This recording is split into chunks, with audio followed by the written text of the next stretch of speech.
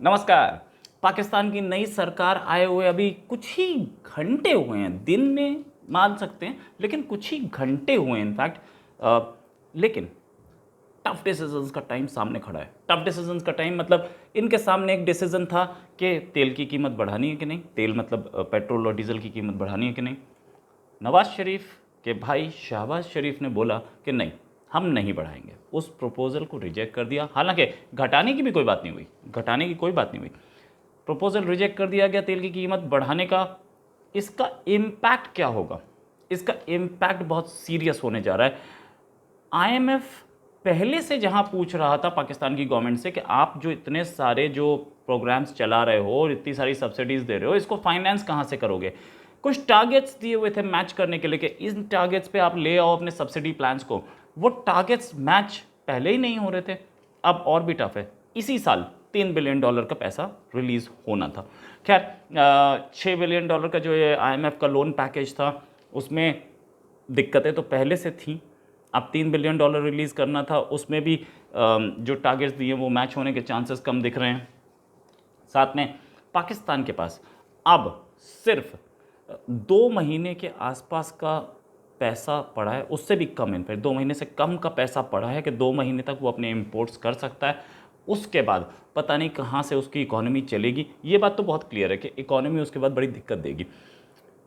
इस समय पाकिस्तान के पास $10 बिलियन का फॉरेन एक्सचेंज रिजर्व है। $10 बिलियन से अब अगर उसे 2 महीने, अगले 2 महीने उसे चाहिए चलाने के लिए, अर्जेंट रिक्वायरमेंट उसकी $14 बिलियन की है। तो इसमें क्या होगा कि अगर उसको $3 बिलियन मिल जाते हैं तो वो ऐड ऑन हो जाएगा, कुछ एक्सपोर्ट्स होंगे, कुछ इंपोर्ट्स होंगे, तो वो सारा का सारा गेम चल जाएगा, कहीं पे कट्स होंगे। आईएमएफ ने बोला था कि आप अपनी बिजली की कीमतों को बढ़ाओ, पेट्रोल डीजल की कीमत बढ़ाओ, ताकि आप जो ये आपकी गवर्नमेंट जो ये क्राइसिस झेल रही है कि आप महंगा खरीद रहे हो, सस्ता बेच रहे हो, आपकी गवर्नमेंट इससे नुकसान में जा रही है, इसे ठीक करो। माना नहीं उन्होंने। अभी 8 अप्रैल को $10 बिलियन फॉरेन एक्सचेंज रिजर्व थे पाकिस्तान के। ये जो अभी रिसेंट इवेंट्स हुए, उससे मतलब एक गवर्नमेंट गई, दूसरी आई, उससे स्टॉक मार्केट तो ऊपर भागा। साथ में रुपी, पाकिस्तानी रुपी, उसकी कीमत भी जैसे बोलते हैं कि बेहतर हुई। डॉलर सस्ता हुआ, कीमत गिरी। लेकिन उससे हुआ क्या? उससे ये हुआ कि तेल थोड़ा सस्ता हो गया आपके लिए, इंटरनल मार्केट के लिए। डॉलर पे नहीं, डॉलर की कोई प्रॉब्लम नहीं थी। डॉलर जो है वो इनके पास था ही नहीं, तो डॉलर से रिश्ता था ही नहीं। अभी तक जो तेल आप ले रहे थे, अब वो थोड़ा सस्ता ज़रूर मिल जाएगा पब्लिक को, लेकिन इकोनॉमी को तो गवर्नमेंट चलाती है ना यार, वहाँ प्रॉब्लम अब भी है। साथ में जो अभी इस समय इन्फ्लेशन रेट है पाकिस्तान में, वो 12% पे है, बड़ी हाई है। उसको कंट्रोल करना बहुत मुश्किल काम है, क्योंकि डॉलर अभी तो वो नीचे आया है, डॉलर जो है वो सस्ता ज़रूर हुआ है, लेकिन डॉलर फिर महंगा हो सकता है।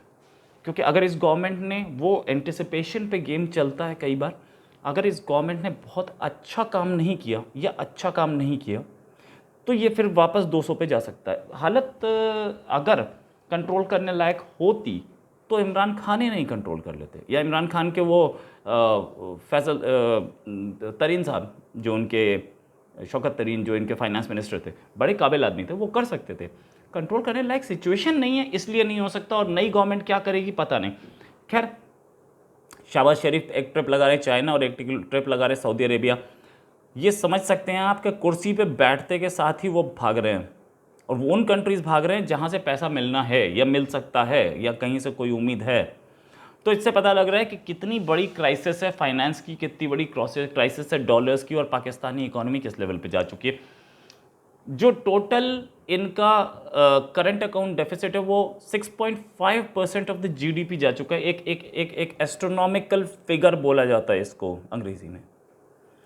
6.5% ऑफ द जीडीपी आपका करंट अकाउंट डेफिसिट है यार। मतलब पूरी कंट्री में जो कमाई हो रही है उसका 6.5% आप करंट अकाउंट डेफिसिट देख रहे हैं।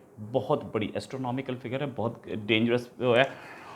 ट्रेड मतलब इंपोर्ट एक्सपोर्ट का गैप इस साल जून तक $45 बिलियन पहुंच जाना चाहिए। बहुत सीरियस इशू है। डूबती हुई अर्थव्यवस्था को कैसे कंट्रोल करेंगे शहबाज शरीफ? लेकिन तेल की कीमत नहीं बढ़ाई। क्यों नहीं बढ़ाई? इलेक्शन फेस करना है, इलेक्शन फेस करना है, आज नहीं तो कल, 1 साल बाद, 6 महीने बाद, 1 साल बाद, 1.5 साल बाद। 1.5 साल तक तो मियाद ही है, 1.5 साल तक तो इनकी असेंबली है, उसके बाद तो जाना ही पड़ेगा। तो ये बढ़ाना नहीं चाह रहे हैं क्योंकि ये एक पॉपुलिस्ट मेजर है। इन्होंने खुद बोला कि हम कॉमन मैन को रिलीफ देना चाहते हैं। अरे बढ़ा के, मतलब बढ़ा के आपको पैसा मिलेगा जिससे कंट्री चलेगा।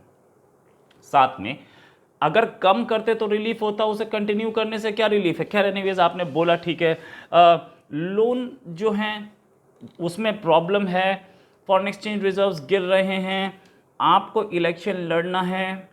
आईएमएफ को तो नहीं लड़ रहा है ना। आईएमएफ तो बार बार यही पूछेगा कि यार मुझे ये बताओ मेरे पैरामीटर्स कहाँ हैं, मैं आपको किस बेसिस पे लोन दे रहा हूँ, मेरे को इसका पैसा वापस मिलेगा कि नहीं मिलेगा, ये सारे पैरामीटर्स तो ठीक होने चाहिए। आईएमएफ यही क्वेश्चन पूछेगा, आईएमएफ और कुछ नहीं पूछेगा, सीधा सा क्वेश्चन। आईएमएफ ने थोड़ी इलेक्शन लड़ना पाकिस्तान में।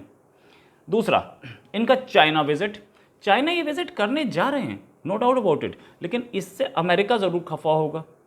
हो सकता है अमेरिका से बातचीत चल रही हो, अभी तक कुछ टाइम तो हो गया ना गवर्नमेंट बने हुए, 2-3 दिन हो गए। इतने दिनों में एक फाइनेंस मिनिस्टर नहीं आ पाया, जो कि सबसे इम्पॉर्टेंट असाइनमेंट था। आगे आईएमएफ से बातचीत करनी है, फिर उसके बाद आपको इकोनॉमी पे डिसीजंस लेने हैं। फाइनेंस मिनिस्टर हाथ में नहीं है, प्राइम मिनिस्टर फाइनेंस मिनिस्टर का ही काम करते रहेंगे तो बाकी काम कब करेंगे? क्योंकि इतनी रामशक्ल कोलिशन है, इतने सारे लोग उसमें घुसे हुए हैं कि किसको क्या एलोकेशन देना है, और कितने मिनिस्ट्रीज़ मेरे हाथ में होनी चाहिए, कितनी दूसरे के हाथ में होनी चाहिए, और कौन आदमी उसके लिए फिट है, ये बड़ा टफ काम है। और इसमें टाइम लग रहा है, जिससे कि प्रॉब्लम बढ़ती जा रही है। प्रॉब्लम बढ़ती कैसे जा रही है कि ये टफ डिसीजंस आदमी किसी से बातचीत कर सकता है, सारा काम प्राइम मिनिस्टर थोड़ी कर सकता है, फाइनेंस मिनिस्ट्री का भी करे, डिफेंस मिनिस्ट्री का भी करे, होम मिनिस्ट्री का, सबका एक आदमी थोड़ी कर सकता है। इसीलिए तो मिनिस्टर्स होते हैं कि फाइनल डिसीजन प्राइम मिनिस्टर का, बाकी आप अपना चलाइए डेली का गड़बड़। ये एक प्रॉब्लम जो है, ये प्रॉब्लम सबके सामने है। खैर एनीवेज दिस इज़ व्हाट ये नवाज शरीफ साहब को सोचना है कि क्या होना है, और शहबाज शरीफ साहब को सोचना है कि क्या होना है। जो पाकिस्तानी इकोनॉमी है उसको इस गड्ढे से बाहर निकालने के लिए आईएमएफ ने, जब ये इनके शहबाज शरीफ आए तो आईएमएफ ने खुद बोला कि हम सपोर्ट करेंगे, और उसके बाद आईएमएफ में की जो वहाँ इंचार्ज हैं पाकिस्तान में, उन्होंने भी बोला कि हम कॉन्ग्रेचुलेट करते हैं शहबाज शरीफ को, साथ में हम इनको सपोर्ट करेंगे, पूरा करेंगे, जितना हम कर सकते हैं उतना करेंगे, और इनको इकोनॉमी को बेटर करने के लिए, एक सस्टेनेबल बूम लाने के लिए हेल्प करेंगे। लेकिन सस्टेनेबल बूम लाने के लिए, हेल्प करने के लिए बात किससे करनी है? फाइनेंस मिनिस्टर ही नहीं है। कि इतना टाइम क्यों लग रहा है फाइनेंस मिनिस्टर बनाने में? साथ में आप वो डिसीजंस नहीं ले रहे हैं जो डिसीजंस आपको आईएमएफ ने डिक्टेट किए हुए। इमरान खान बिजली की कीमत बढ़ाते चले गए, पेट्रोल की कीमत बढ़ाते चले गए, इसी में तो इमरान खान डूबे हैं। इमरान खान के खिलाफ ये सबसे बड़ा आरोप तो इन लोगों ने यही लगाया था कि कीमत इतनी हो गई, महंगाई महंगाई महंगाई। अब वो खुद महंगाई कैसे बढ़ा दें, और खुद महंगाई नहीं बढ़ाएंगे तो आईएमएफ का लोन रिजेक्ट हो जाएगा। ये दो जगह फंस चुकी है, गोटी फंस चुकी है यहाँ से बाहर नहीं निकलेगी। इनको महंगाई बढ़ानी ही पड़ेगी, इनको कीमतें बढ़ानी ही पड़ेंगी, कोई और ऑप्शन है नहीं इनके हाथ में। डेफर्ड पेमेंट्स पे अगर आप तेल ले भी लेंगे, सऊदी जा रहे हैं, चलो डेफर्ड पेमेंट ले लोगे, 3 महीने डेफर्ड पेमेंट, 6 महीने, 1 साल डेफर्ड पेमेंट, उससे ज़्यादा क्या? उसके बाद आप पेमेंट तो आपको करना पड़ेगा ना। तो दैट्स द प्रॉब्लम यहाँ है कि अब जो सत्ता थी वो आपने ले ली, लेकिन उसे चलाने के लिए जो मादा चाहिए वो अभी तक हाथ में नहीं। इसी के साथ एक और खबर के साथ हाजिर होंगे। नमस्कार, जय हिंद।